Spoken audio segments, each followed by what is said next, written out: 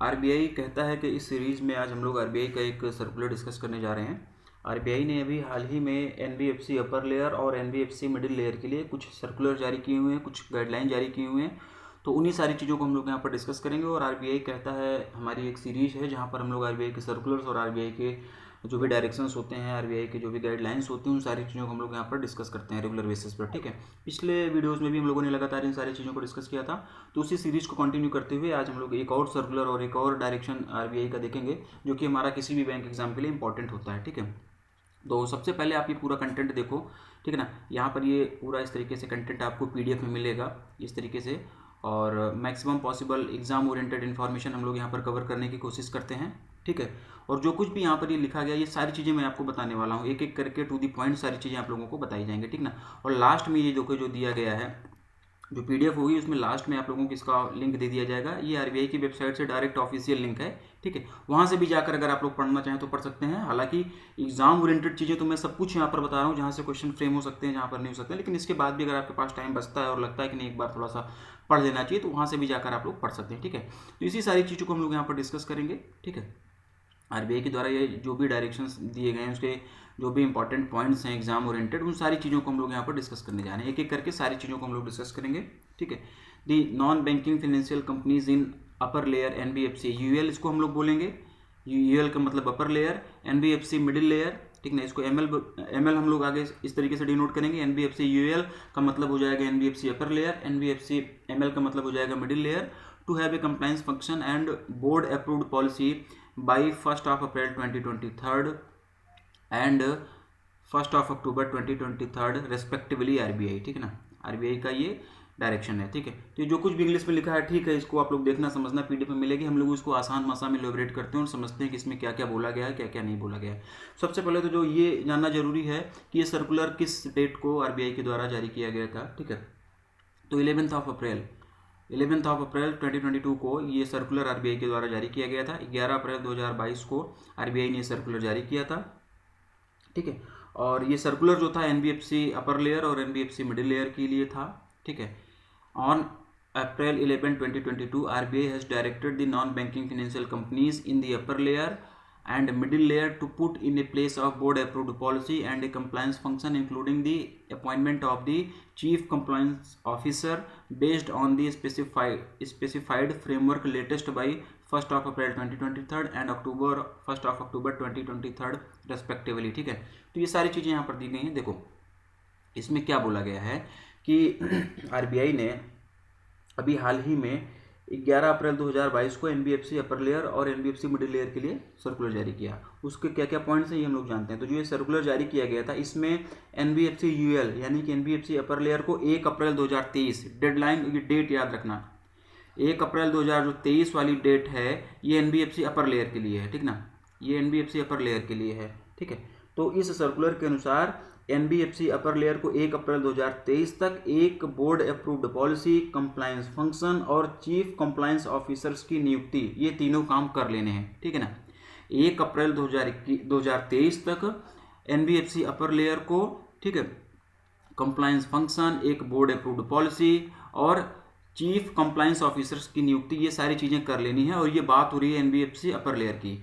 और अगर हम लोग बात करें एनबीएफसी मिडिल लेयर की, तो एनबीएफसी मिडिल लेयर को भी यही सारी चीज़ें करनी है। ये मतलब कौन कौन सी चीज़ें, compliance function, board approved policy implement कर लेना है, चीफ कंप्लायंस ऑफिसर्स की इनका अपॉइंटमेंट कर लेना है। लेकिन इनके लिए डेडलाइन बढ़ा दी गई है। इनके लिए डेडलाइन जो कर दी गई है 1 अक्टूबर 2023। तो ये चीज़ आप लोग ध्यान रखना, यहाँ से क्वेश्चन फ्रेम किया जा सकता है। ठीक ना, 2023। अगर अपर लेयर की बात होगी तो 1 अप्रैल 2023 तक के लिए इसको इंप्लीमेंट कर देना है, और मिडिल लेयर की अगर बात होगी तो 1 अक्टूबर 2023 तक के लिए। ये दोनों चीज़ ध्यान रखना, यहाँ से क्वेश्चन फ्रेम किया जा सकता है। अपर लेयर के लिए पूछा जा सकता है तो 1 अप्रैल 2023, मिडिल लेयर के लिए पूछा जा सकता है तो 1 अक्टूबर 2023 ये होगा। और इस ड्यूरेशन के बीच में इनको क्या क्या करना है, तो इनके पास में एक बोर्ड अप्रूव्ड पॉलिसी होनी चाहिए, कंप्लायंस फंक्शन की पूरी डिटेलिंग होनी चाहिए, सारी चीज़ें इससे रिलेटेड होनी चाहिए, चीफ कंप्लायंस ऑफिसर्स की भी अपॉइंटमेंट की नियुक्ति भी हो जाना चाहिए। ठीक है ना, तो अपर लेयर के लिए जो ये है 1 अप्रैल 2023, मिडिल लेयर के लिए जो है वो 1 अक्टूबर 2023 इसकी डेडलाइन है। यहाँ पर ये चीज़ आपको क्लियर हुई होगी। ठीक है ना, एनबीएफसी अपर लेयर और एनबीएफसी मिडिल लेयर, इन दोनों को करना सेम ही काम है, लेकिन इन दोनों के लिए अलग अलग डेडलाइन दी गई है। एक के लिए 1 अप्रैल 2023, एक के लिए 1 अक्टूबर 2023। तो ये चीज़ आप लोग ध्यान रखना, ठीक है ना। क्वेश्चन की फ्रेमिंग दूसरे तरीके से भी की जा सकती है। कंप्लायंस फंक्शन का यहाँ पर जिक्र हुआ है, ठीक है, यहाँ पर कंप्लायंस फंक्शन का भी जिक्र हुआ है। तो कंप्लायंस फंक्शन सभी वैधानिक और नियामक आवश्यकताओं का कड़ाई से पालन सुनिश्चित करेगा, ठीक ना। सभी रेगुलेटरी जो भी हमारे नेसेसिटीज़ होंगी, जो भी वैधानिक जो लीगल नेसेसिटीज़ होंगी, उसका स्ट्रिक्टली पालन जो है ये कंप्लायंस फंक्शन सुनिश्चित करेगा, जिससे कि हितों के टकराव का प्रबंधन जो है, हितों के टकराव का प्रबंधन, कस्टमर्स के साथ में उचित व्यवहार करना, कस्टमर सर्विस को सुनिश्चित करना, ये सारी चीज़ें इसमें शामिल होंगी। जो कंप्लायंस फंक्शन की बात हो रही है उसमें क्या क्या चीज़ें आएंगी, उसमें ये आएंगी कि कस्टमर के साथ में किस तरीके से व्यवहार करना, उचित व्यवहार करना किया जाना चाहिए, कस्टमर सर्विस जो है ये सुनिश्चित होनी चाहिए कि किसी का भी हितों का टकराव नहीं होना चाहिए, लोगों के हित जो प्रॉफिट्स हैं जो उनके वो क्लैश नहीं करने चाहिए, मिलने नहीं चाहिए दूसरे से, ठीक ना। जो भी दूसरे वैधानिक और नियामक नेसेसिटीज हैं, आवश्यकताएं हैं, उसका कड़ाई से पालन किया जाना चाहिए, ठीक ना।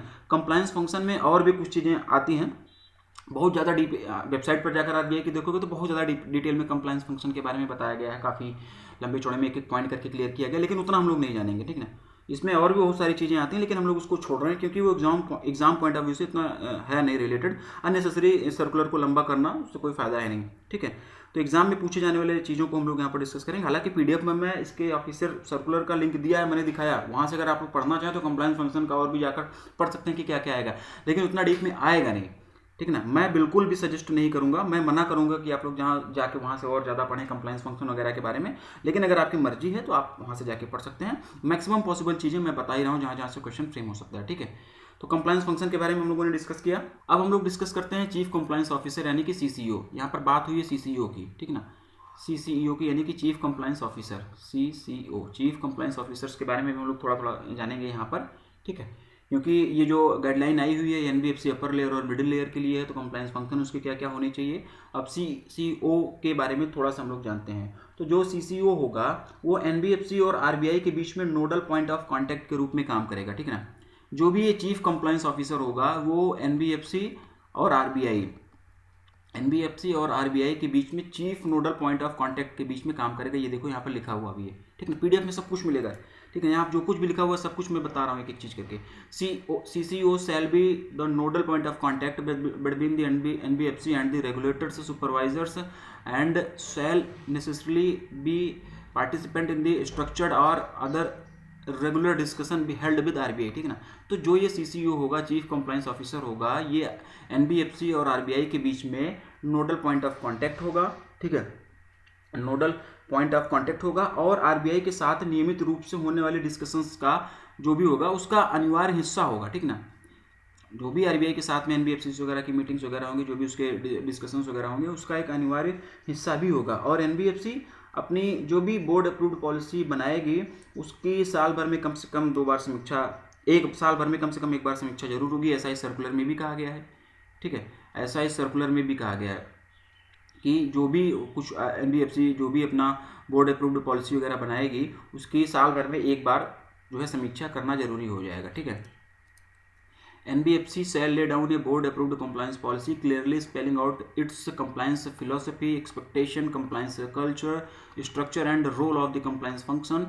The role of CEO processes of identify, assessing, monitoring, managing and reporting of compliance risk. The policy shall be reviewed at least once a year, ठीक ना। साल भर में 1 बार ये पॉलिसी क्या जो है रिव्यू किया जाएगा। NBFC जो भी अपनी बोर्ड अप्रूव्ड पॉलिसी बनाएगी उसमें सारी चीज़ें क्लियरली मेंशन रहेंगी कि कंप्लायंस फिलॉसफी क्या है, क्या क्या एक्सपेक्टेशन है, कंप्लायंस कल्चर क्या होगा, स्ट्रक्चर क्या होगा, रोल ऑफ कंप्लायंस फंक्शन किस तरीके से होगा, ठीक है ना, रोल ऑफ CCO का क्या होगा, ये सारी चीज़ें वहाँ पर रहेंगी। और ये जो भी बोर्ड अप्रूव्ड पॉलिसी बनाई जाएगी इसकी साल भर में 1 बार समीक्षा करनी होगी, ये ऐसा RBI के सर्कुलर में कहा गया है, ठीक है। ये चीज़ भी आपकी क्लियर हो गई, ठीक। और कंप्लायंस डिपार्टमेंट का हेड CCO ही होगा। The compliance department shall be headed by the chief compliance officer. तो जो भी ये कंप्लायंस डिपार्टमेंट बनेगा इसका हेड जो है वो CCO ही होगा, चीफ कंप्लायंस ऑफिसर जो होगा वो इसका हेड होगा। और कोई भी डुअल हेडिंग नहीं होगी, ठीक है ना। यहाँ पर देखो ये लिखा गया है, एक टर्म लिखा गया है डुअल हेडिंग की, there shall be no dual heading.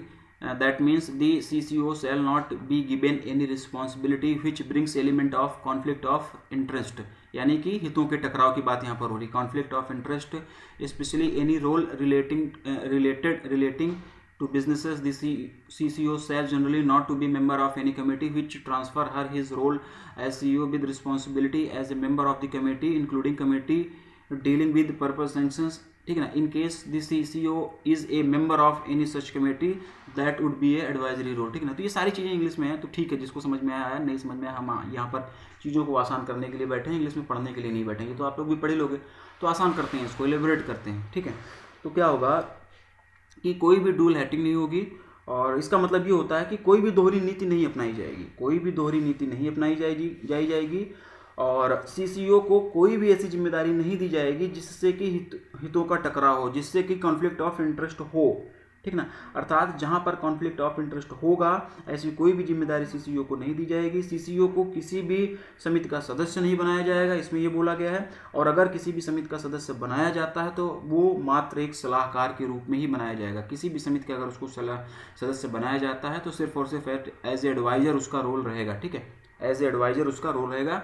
ये सारी चीज़ें आरबीआई के सर्कुलर में यहाँ पर कही गई हैं. सीसीओ की ही बात चल रही है तो थोड़ा सा और जानते हैं कि जो हमारा ये सीसीओ रहेगा इसका टेन्योर क्या होगा. CCO shall be appointed for a minimum fixed tenure of not less than 3 years. However in exceptional cases the board and board committee may relax the minimum tenure by 1 year provided appropriate succession planning is put in place, ठीक है ना. समझते हैं इसको क्या कहा गया है, ठीक है ना. सीसीओ का कार्यकाल, कि अगर हम लोग सीसीओ के कार्यकाल की बात करें, सीसीओ के टेन्योर की बात करें तो वो 3 साल से कम नहीं होगा. कोई भी सीसीओ कम से कम 3 साल के लिए, मिनिमम 3 साल के लिए जो है अपॉइंट किया ही जाएगा, ज़्यादा कुछ भी हो सकता है, ठीक है ना. मिनिमम 3 साल के लिए उसका अपॉइंट किया जाएगा, इससे कम नहीं होगा.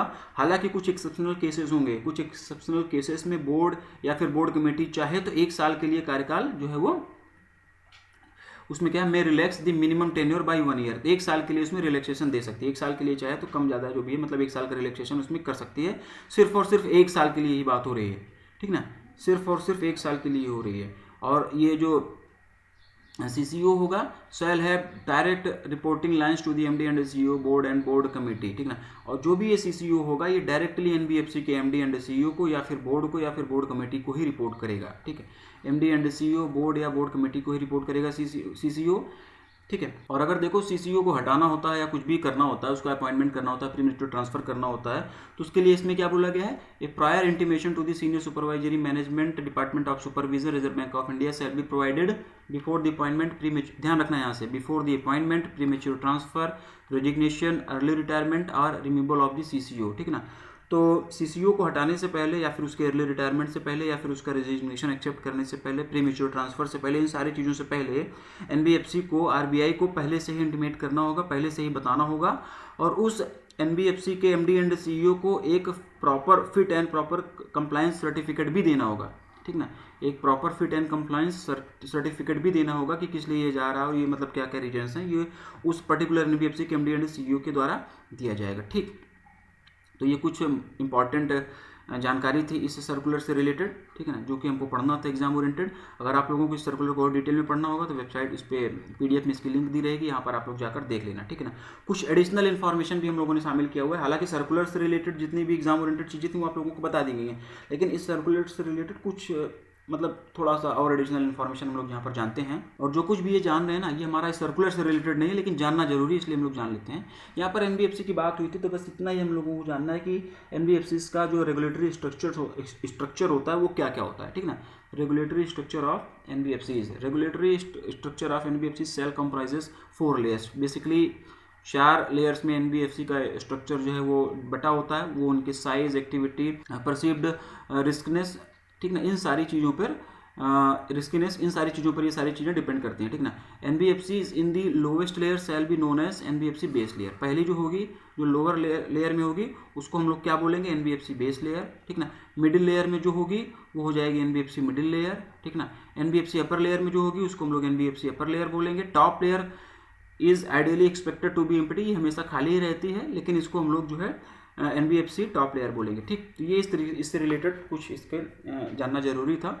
और इनकी सबकी कैपिटल साइज वगैरह क्या होती है ना, कि बेस लेयर पे कौन कौन से एनबीएफसी आएंगे. देखो जैसे दिया गया ना कि 1000 करोड़ रुपए इसकी फंडिंग क्या कैसे होनी चाहिए, क्या उसकी कैपिटल होनी चाहिए, ये सारी चीज़ें आपको पीडीएफ में प्रोवाइड कर दी जाएंगी, यहाँ पर डिटेल में नहीं जाएंगे, ठीक ना।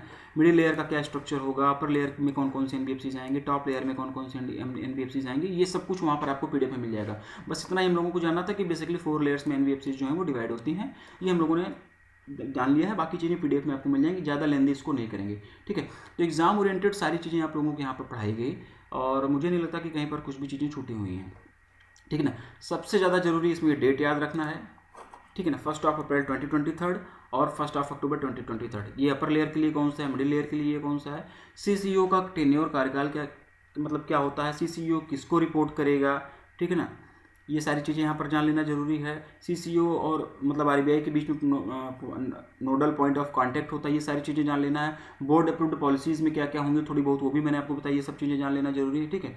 तो मैक्सिमम पॉसिबल इन्फॉर्मेशन इस क्वेश्चन से रिलेटेड एग्जाम ओरिएंटेड सारी चीज़ें आप लोगों को पढ़ा दी गई हैं। टेन्योर जानना जरूरी है, रिलैक्सेशन कितने साल का मिलेगा ये जानना जरूरी है, अपर लेयर और मिडिल लेयर के लिए डेडलाइन क्या है, टाइमलाइन क्या है, ये जानना जरूरी है, ठीक है। बाकी सारी चीज़ें और जो भी थोड़ी बहुत डिटेल है वो पीडीएफ में ऑलरेडी आप लोगों को प्रोवाइड करा देंगे, वहाँ से आप लोग पढ़ सकते हैं। पढ़ना चाहें तो आरबीआई के ऑफिशियल वेबसाइट का भी लिंक दे दिया गया, वहाँ से भी जाकर आप लोग देखना चाहें तो देख लीजिएगा। हालांकि मैं बिल्कुल सजेस्ट नहीं करूँगा, लेकिन देख लीजिएगा अगर मन करता है आप लोगों का, क्योंकि एग्जाम ओरिएंटेड जो चीज़ें होती हैं वो मैं यहाँ पर लेके ही आता हूँ, ठीक है।